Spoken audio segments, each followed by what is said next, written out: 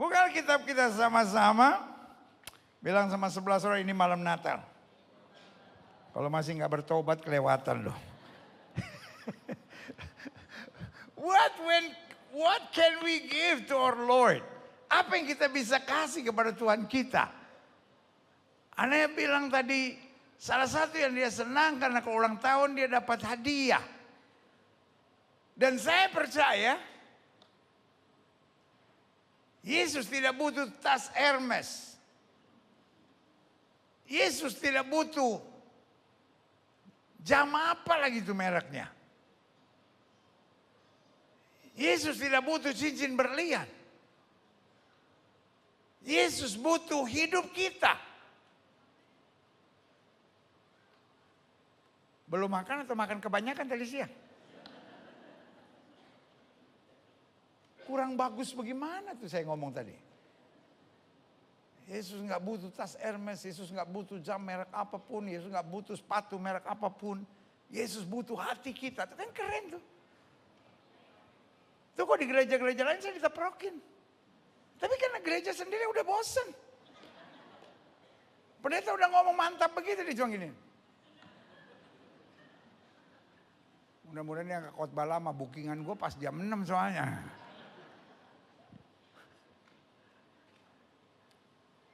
Yesus tidak butuh tas mahal, Yesus tidak butuh sepatu mahal, Yesus tidak butuh jam tangan mahal. Yesus butuh hati kita.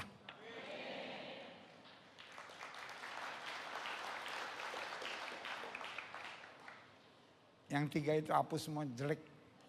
Responsnya kurang bagus. Kalau ditayangin, orang bilang pendetanya keren tapi jemaatnya kurang bagus. Ini saya ulang yang terakhir nih ya, mudah-mudahan ini agak bagus ya. Jadi tolong edit ya. Yesus nggak butuh jam mahal, Yesus nggak butuh tas mahal, Yesus nggak butuh sepatu mahal, Yesus butuh hati kita.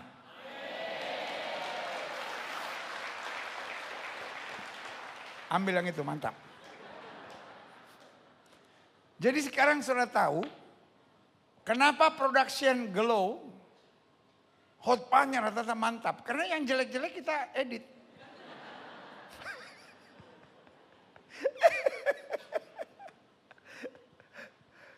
Kenapa Yesus butuh hati kita? Karena hati kita sering busuk. Kenapa Yesus butuh hati kita? Karena hati kita suka gak stabil. Kenapa Yesus butuh hati kita? Karena hati kita kadang-kala penuh dengan sampah-sampah yang busuk. Yesus butuh hati kita untuk disucikan, dibasuh, diperbaiki. Supaya hati kita bisa menyimpan segala kemuliaan dan kuasa yang luar biasa. Berikan tepuk tangan yang meriah buat Tuhan. Dan hari ini itu yang kita mau pelajari sama-sama. Dia menguduskan kita untuk sebuah tujuan. Sama-sama bilang sama saya, Yesus punya tujuan buat hidup saya. Sama-sama angkat tangan kanan bilang, Yesus punya tujuan buat hidup saya.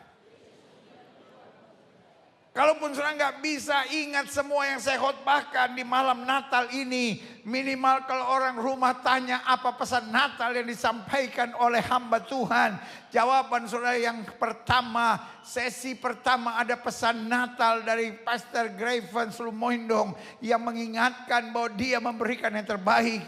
Dan yang kedua ada khotbah Natal dari Gilbert Lumoindong yang mengingatkan Yesus punya tujuan buat hidup saya.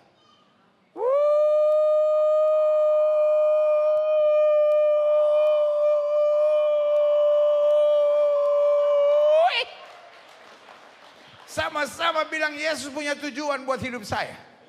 Saya nggak mau tahu orang punya kutuk buat hidup saya. Orang punya serangan buat hidup saya. Orang boleh punya rancangan jahat buat hidup saya. Tapi Yesus punya tujuan buat hidup saya. Dan saya tahu persis kalau Yesus punya tujuan. Tidak mungkin tujuannya lemah. Tidak mungkin tujuannya tidak jelas. Tapi tujuannya agar kita merebut kemuliaan yang dahsyat dan luar biasa. Katakan amin.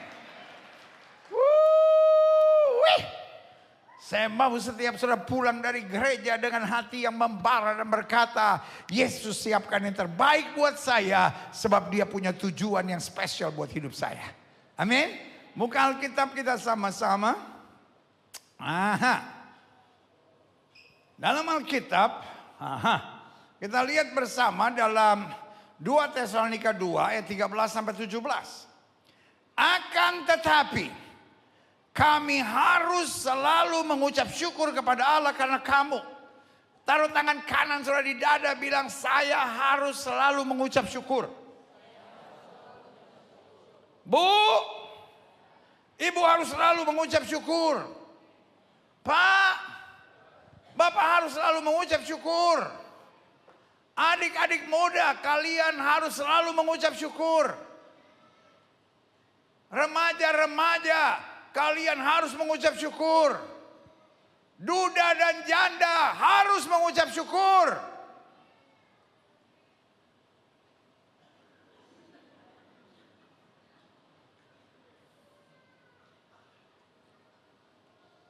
Kalau saya tahu Yesus punya tujuan dalam hidup saya, bukan berarti saya nggak ada masalah, bukan berarti saya nggak menghadapi tantangan, bukan berarti saya tidak akan dikhianati, bukan berarti saya tidak akan dicurangi, tapi pasti Tuhan punya yang terbaik buat saya. Berikan tepuk tangan yang meriah buat Tuhan.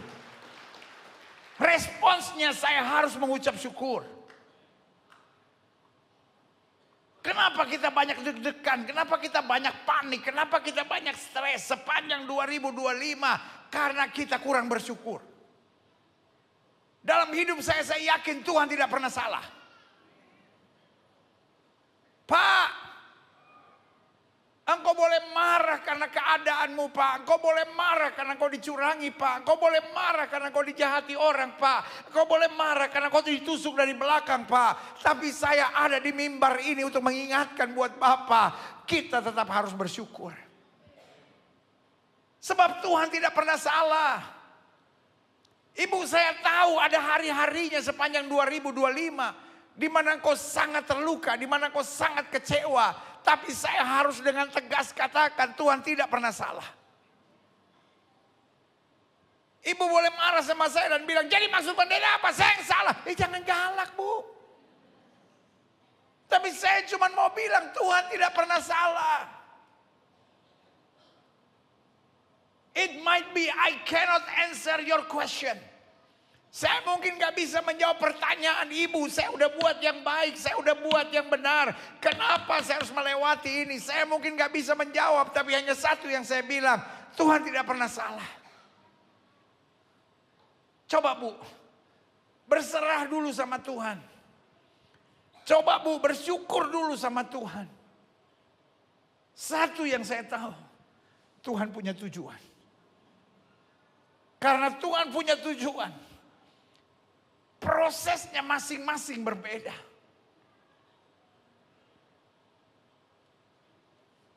Prosesnya masing-masing berbeda. Tergantung tujuannya.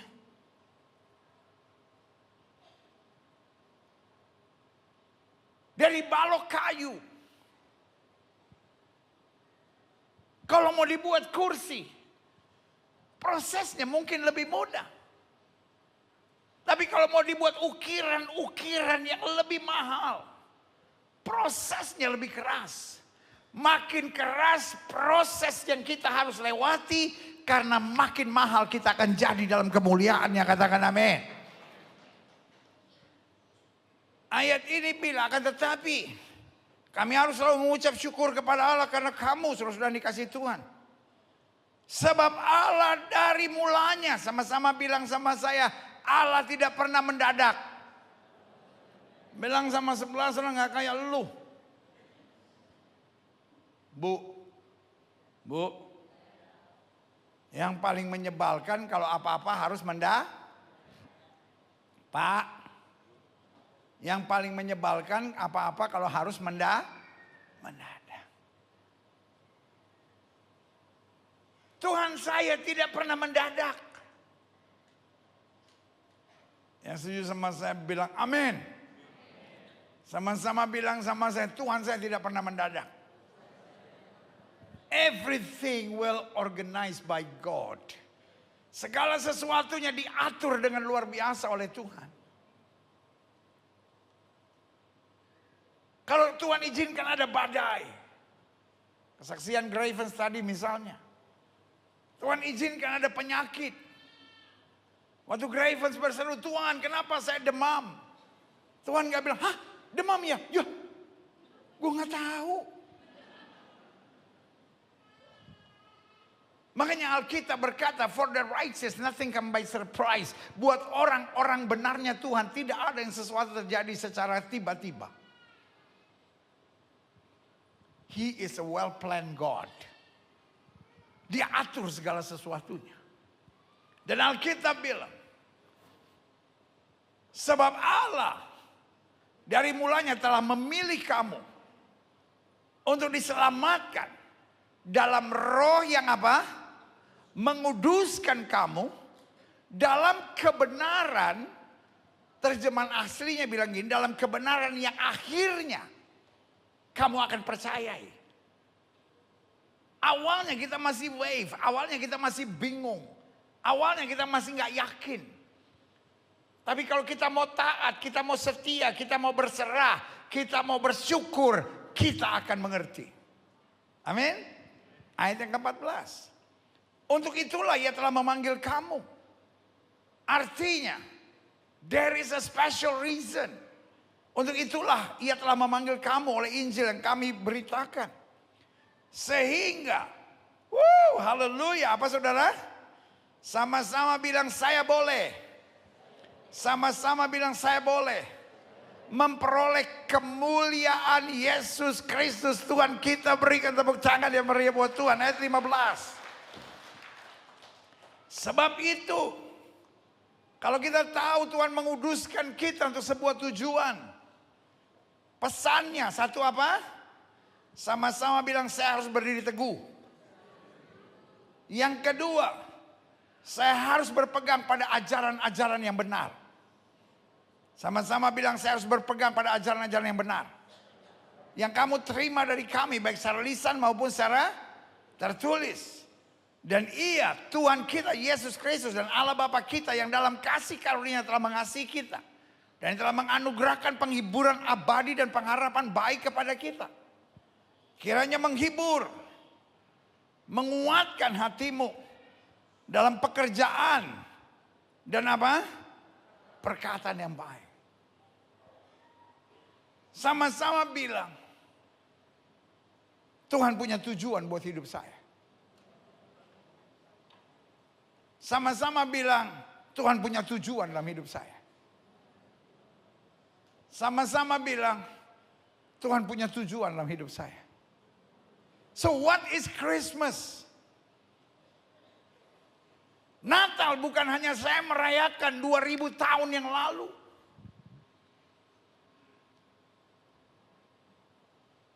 Yesus datang di kandang yang hina. Tadi Gravens menjelaskan. Kandang yang hina di sini bukan berarti di depan rumah ada kandang. Kalau saudara orang Manado, saudara lebih ngerti yang Gravens jelaskan kata rumah tadi. Jadi rumah panggung. Di atasnya ada ruang keluarga. Di bawahnya ada tempat babi.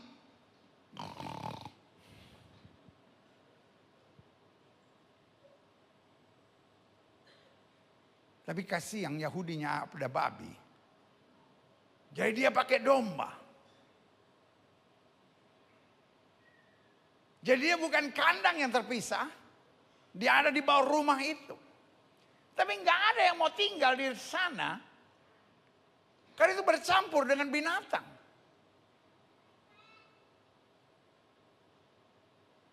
Tapi itu kenapa dia harus datang? Kenapa Natal buat kita spesial? Walaupun hinaan tentang Natal terus menerus. Ada masanya orang bilang 25 Desember bukan hari Natal, hari lahirnya Dewa Matahari. Saya selalu nggak peduli. Mau 25 Desember Dewa Matahari mau lahir-lahirlah.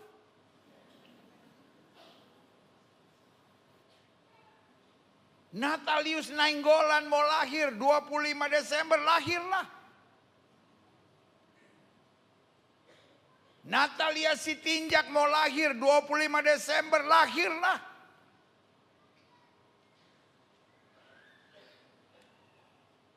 Babi Ngepet mau lahir 25 Desember, lahirlah.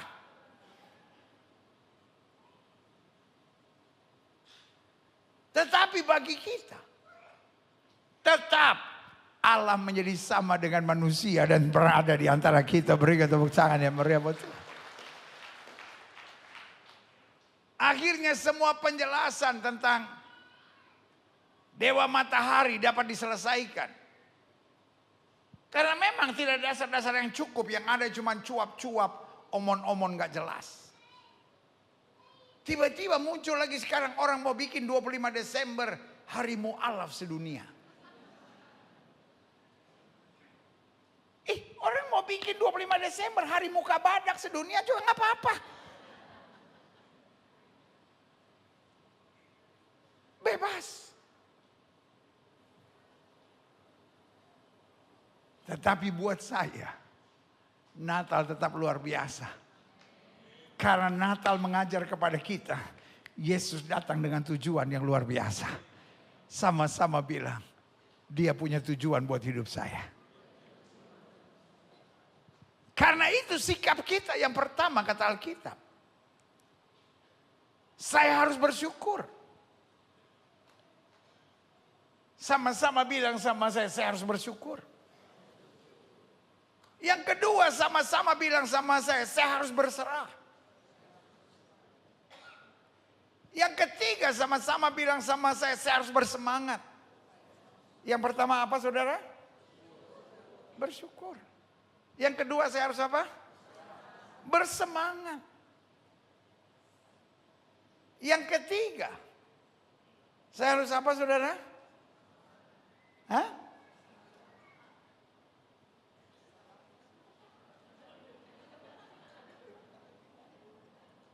Yang pertama saya harus apa? Bersyukur. Yang kedua saya harus apa? Berserah. Yang ketiga saya harus apa? Bersemangat. Jangan lihat apa-apa, aduh Tuhan saya udah gak sanggup, aduh Tuhan saya udah gak kuat. Saya bersemangat. Karena yang saya tahu ada tujuan Tuhan dalam hidup saya. Dan yang keempat, karena itu saya harus apa? Sama-sama bilang sama saya beriman. Yang pertama apa saudara?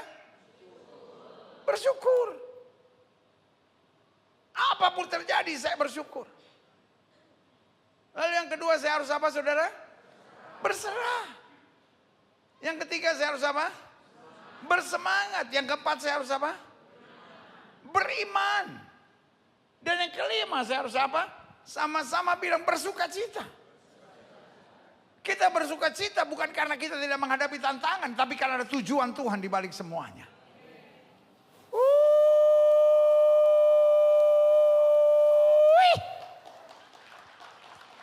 Sama-sama bilang Tuhan punya tujuan dalam hidup saya. Sama-sama bilang sama saya Tuhan punya tujuan dalam hidup saya. Nah karena itu saya catat di sini. Dalam pendahuluan saya tekankan begini, menguduskan kita. Untuk mengembalikan kita pada awal penciptaan adalah target utama kedatangan Kristus ke muka bumi. Sama-sama bilang sama saya, Tuhan punya tujuan. Sama-sama bilang sama saya, Tuhan punya tujuan. Dan saya catat di sini. Apa tujuan Tuhan? Dia menguduskan kita untuk mengembalikan kita pada awal penciptaan dunia ini. Jadi target utama kedatangan Kristus ke muka bumi. Tuhan tidak ciptakan manusia untuk menderita. Tuhan tidak ciptakan manusia untuk kepala batu. Tuhan tidak ciptakan manusia untuk terbelenggu oleh setan. Tuhan ciptakan manusia di Taman Eden supaya dia berkuasa. Coba lihat Kejadian. Kejadian 1 ayat 26 dikatakan, berfirmanlah Allah. Baiklah kita menjadikan manusia menurut gambar dan rupa kita.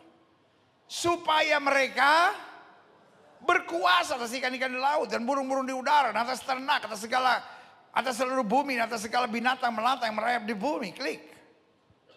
Ayat yang ke-27. 1 Petrus 1 ayat 16 dulu. Sebab ada tertulis, kuduslah kamu sebab aku kudus.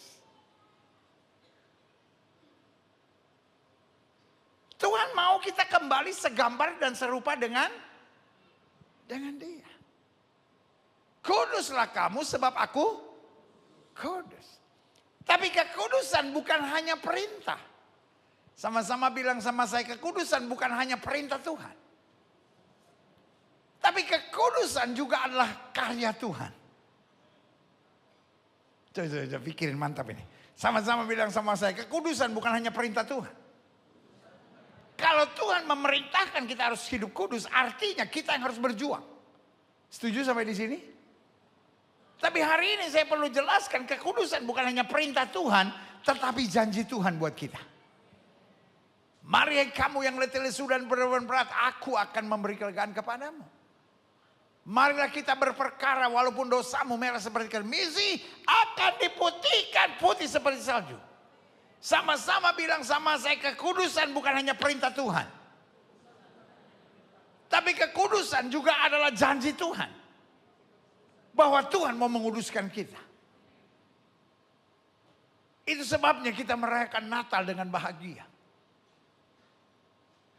Karena kita tahu kedatangannya. Di Bethlehem tidak akan bisa dipisahkan dari kedatangannya kembali di akhir zaman nanti. Karena kekudusan betul adalah perintah Tuhan. Tapi pada saat yang bersamaan kekudusan juga adalah, sama-sama bilang sama saya, kekudusan adalah perintah Tuhan. Tapi kekudusan juga adalah janji Tuhan. Saya harus hidup kudus. Sesuai dengan firman, jangan miring ke kiri maupun miring ke kanan. Tapi saya tidak bisa kudus dengan perbuatan saya. Saya kudus oleh kasih, kemurahan dan kemuliaan yang luar biasa. Berikan tepuk tangan yang meriah buat Tuhan. Saudara-saudara di rumah, ketik live chat saudara. Pesan Natal adalah, kekudusan bukan hanya perintah Tuhan, tapi kekudusan juga adalah janji Tuhan. Bahwa Dia memberi perintah buat kita untuk hidup kudus. Tapi Dia juga berjanji menguduskan kita. Tujuannya supaya kita berkuasa. Makanya Alkitab bilang, kalau Roh Kudus turun ke atas kamu, kamu akan menerima kuasa. Dosa membuat manusia lemah, dosa membuat manusia tertekan, dosa membuat manusia hilang hubungan dengan Tuhan. Tetapi kekudusan Tuhan sediakan lewat jalan kelahiran dan kematiannya. Supaya kita kembali punya hubungan, dan hubungan itu yang mendatangkan kuasa. Karena Alkitab bilang roh yang membangkitkan Kristus dari antara orang mati ada di dalam diri saya. Pertanyaan saya di malam Natal ini, kuasa apa yang Tuhan mau berikan buat kita? Yang pertama, kuasa untuk berkata tidak atas segala sesuatu yang Yesus gak suka. Kuasa apa saudara? Kalau saudara ingin 2026 saudara penuh kegemilangan. Kalau saudara ingin 2026 saudara penuh berkat Tuhan. Kalau saudara ingin 2026 saudara penuh dengan perkenanan Tuhan, maka yang pertama kita harus punya kuasa untuk berkata tidak atas segala sesuatu yang Yesus gak suka. Jangan jadi penjilat. Jangan jadi orang tukang cari muka. Jangan jadi orang yang gak enakan. Berani berkata tidak untuk segala sesuatu yang Yesus gak suka.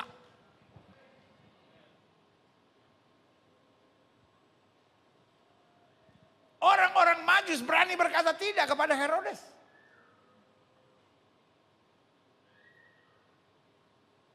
Yusuf dan Maria berani berkata tidak pada Herodes. Yusuf berani berkata tidak pada kesenangan daging sendiri. Saya berdoa hari ini, jemaat luar biasa yang sebagian besar pakai baju baru. Evan bilang bahkan lipstik pun baru. Dan sebagian yang biasanya nggak pakai bulu mata palsu, hari ini saya lihat pakai bulu mata palsu. Karena saya setiap minggu khotbah di gereja, saya tahu jemaat-jemaat yang Tuhan percayakan saya gembalakan. Tadi sebagian saya kaget, lihat, kayaknya ibu itu mirip deh. Bulu matanya. Panjang-panjang sedikit. Saya tadinya pikir ada mujizat. Mungkin Pastor Geren atau siapa doakan yang tidak punya bulu mata, ayo maju ke depan. Lalu didoakan, jadi.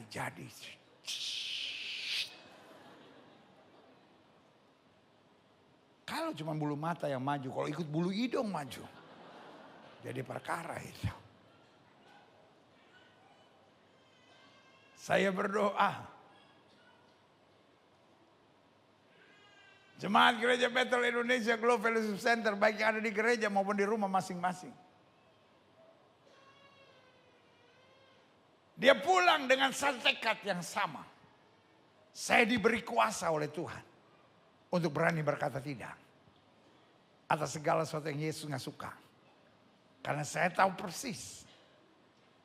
Waktu saya berani berkata tidak pada apa yang Yesus nggak suka, saya diarahkan Tuhan untuk taat dan setia pada setiap jalan-jalannya. Berikan tepuk tangan yang meriah buat Tuhan. Taruh tangan kananmu di dada, bilang di dalam diri saya ada kuasa. Yang kedua, kuasa apa? Kuasa untuk tetap menikmati perjalanan bersama dengan Tuhan. Perjalanan bersama dengan Tuhan penuh mujizat.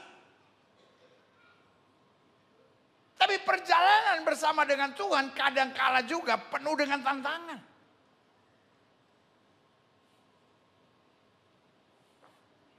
Allah mengerti, Allah peduli segala persoalan yang kita hadapi, tak akan pernah ditinggalkannya. Gumul sendiri sebab Allah peduli. Amin. Berikan dulu tepuk tangan yang meriah. 2026 Jemaat Gereja Bethel Indonesia Glow Fellowship Center, kita belajar disiplinkan diri, jangan mengeluh. Terima kasih buat 7 orang yang bilang amin, saya bersyukur. Lumayan 7, angka sempurna. Sepanjang 2026 Jemaat Gereja Bethel Indonesia Glow Fellowship Center, yang olehnya Tuhan percayakan saya gembalakan, jangan mengeluh. 3 kali sudah mengeluh, saya coret nama saudara dari jemaat. Pindah. Galak banget. Karena saya tahu kalau hidupmu banyak mengeluh, engkau buka pintu untuk setan masuk, menjajah, menyengsarakan hidupmu. I love you. Saya gembala yang sayang sama domba yang Tuhan percayakan saya gembalakan.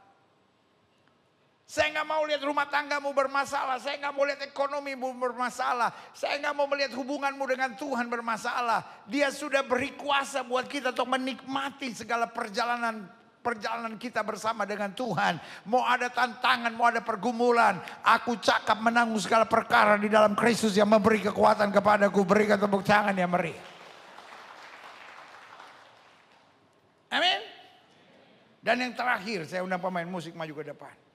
Kuasa yang Tuhan berikan. Kuasa untuk berdiri tegak. Berhadapan dengan setan dan kuasa kegelapan. Taruh tangan kanan saudara di dada dan bilang, di dalam diri saya ada kuasa untuk mengalahkan setan. Sama setan itu jangan cuma gregetan, lawan. Sama setan itu jangan cuma gregetan, tapi lawan.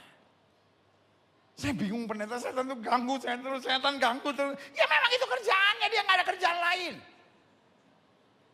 Saya selalu bilang, seandainya setan bisa main Mobile Legends, aman kita. Kenapa ya minggu ini kok saya nggak diganggu, lagi ada kompetisi Mobile Legends setan se-Jakarta.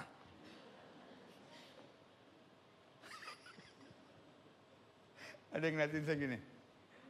Pasti dia suka main Mobile Legends. Dia mau tantang setannya. Ayo gue melawan gue, siapa yang menang. Bukan maksud saya gini. Kitanya harus cepat sadar karena lawanmu si iblis sama seperti singa yang berkeliling. Ada celah sedikit aja dia coba masuk. Ada celah sedikit aja dia coba jajah. Ada celah sedikit aja dia mau bikin saudara stres. Dia mau bikin saudara panik. Dia mau bikin saudara ikut segala program-programnya dia. Tetapi Alkitab berkata tunduk pada Allah lawan iblis. Maka iblis akan lari. Berikan tepuk tangan dia meriah buat Tuhan. Roh di dalam kita lebih besar dari roh yang dalam dunia ini. Alkitab bilang apa yang kamu ikat di bumi ini akan terikat di sorga. Apa yang kamu lepaskan di bumi ini akan terlepas di sorga. Malam ini kita kumpul bersama di sesi pertama dalam ibadah malam Natal yang luar biasa. Dan buat saya Natal is very special moment.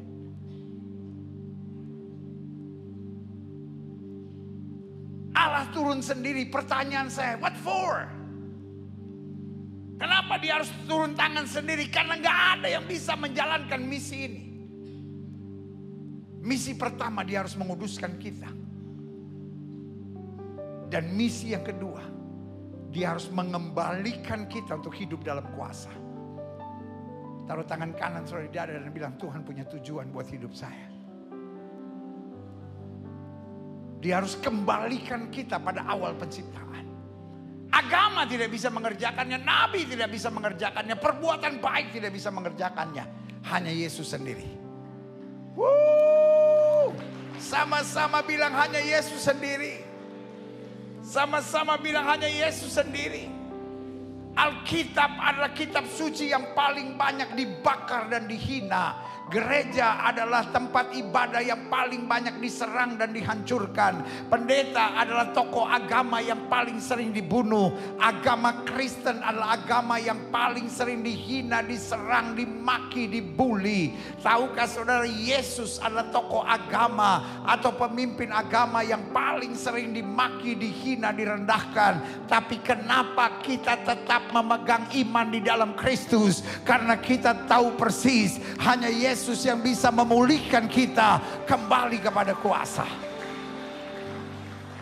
Kuasa yang pertama, kuasa untuk berkata tidak kepada segala sesuatu yang Yesus gak suka. Yang kedua, kuasa untuk kita dapat bersuka cita menikmati perjalanan iman kita bersama Tuhan Yesus. Dan yang ketiga, kuasa untuk berdiri tegak melawan setan dan kuasa kegelapan. Sehingga kita hidup sebagai pemenang. Apapun boleh terjadi. Dia Allah Immanuel yang memberi kepastian buat kita.